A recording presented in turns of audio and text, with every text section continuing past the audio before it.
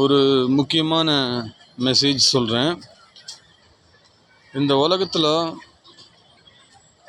மனிதர்கள் பிறந்தது சந்தோஷமாக, நிம்மதியாக, வசதியாக வாழறதுக்காக.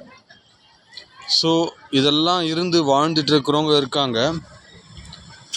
சில பேர் கஷ்டத்தோடு வாழுறாங்க. அந்த கஷ்டம் இல்லாமல் இருக்கிறதுக்கு நான் என்ன வழி சொல்கிறேன் அப்படின்னா, ஆக்சுவலாக எல்லாமே தலை விதி பிரகாரம் தான் நடக்குது. போன ஜென்மத்தில் நீங்கள் என்ன பண்ணீங்களோ அதுதான் இந்த ஜென்மத்தில் கிடைக்குது. ஸோ அதை